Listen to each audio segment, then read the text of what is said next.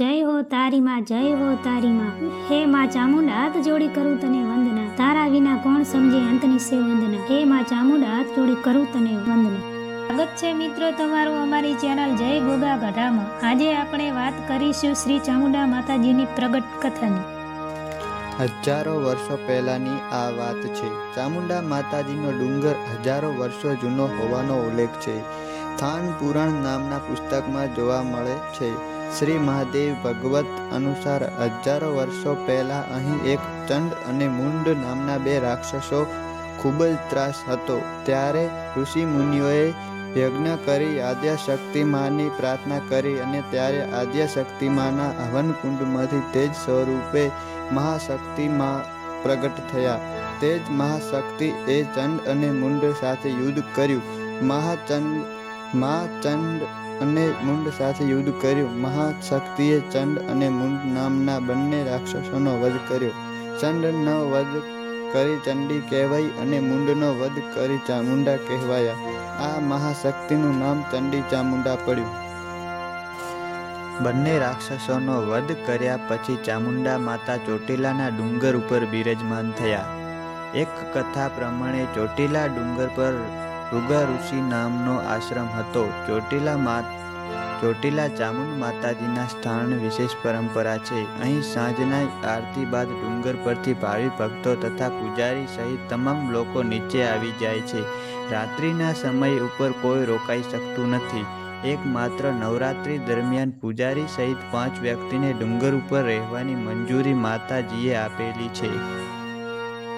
ડુંગર ઉપર માતાજીના 2 સ્વરૂપ છે.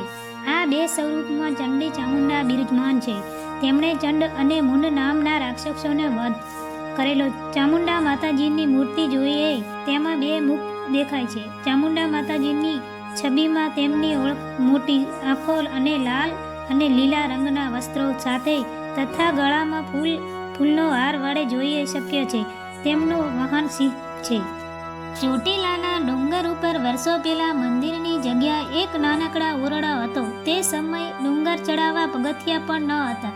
તે પણ લોકો માતાજીના દર્શન કરવા આવતા હતા. આશરે 155 વર્ષ પહેલા મહંત શ્રી હરિગિરી બાપુ માતાજીના ડુંગર પર પૂજા કરતા અને મંદિરોને વિકાસનો કાર્યો કરતા. હાલ તેમના વારસદારો વંશ પરંપરાગત રીતે ચામુંડા માતાજીની સેવા પૂજા કરે છે અને ત્યારે મંદિર આવતા યાત્રિકોનો સગવડ મળી રહે છે તે રીતે કર્યો. ચામુંડા માતાજી ગોહિલવાડના ગોહિલ દરબારો, જૂનાગઢ તરફના સોલંકી, ડોડિયા, પરમાર, રાજપૂત, ખાચાર ખુમણ, કાઠી દરબારો, સોની, દરજી, પંચાલ, ઉત્તર ગુજરાતના ઠાકોર સમાજ, કચ્છના રબારી તથા આહિર સમાજના દેવ સોમનાથ, વેરાવળ તરફના ખાખરા સમાજના, મોરબી તરફના સત્રવર સમાજ તથા અન્ય ઘણા સમાજોમાં કુળદેવી તરીકે પૂજાય છે. શ્રી ચામુંડા માતાજીના ડુંગર ઉપર ચડવા માટે હાલ 635 જેટલા પગથિયા છે, જેમાં ચડવા તથા ઉતરવાની અલગ અલગ વ્યવસ્થા આવેલી છે. વર્ષોની મુખ્ય 3 નવરાત્રિ મહા ચૈત્ર તથા આસો માસમાં માતાજીના ડુંગર પર સમગ્ર તળેટી તથા હાઈવે પર જાણે કે ધાર્મિક મિની કુંભ મેળો ભરાય હોય તેવા દ્રશ્યો જોવા મળે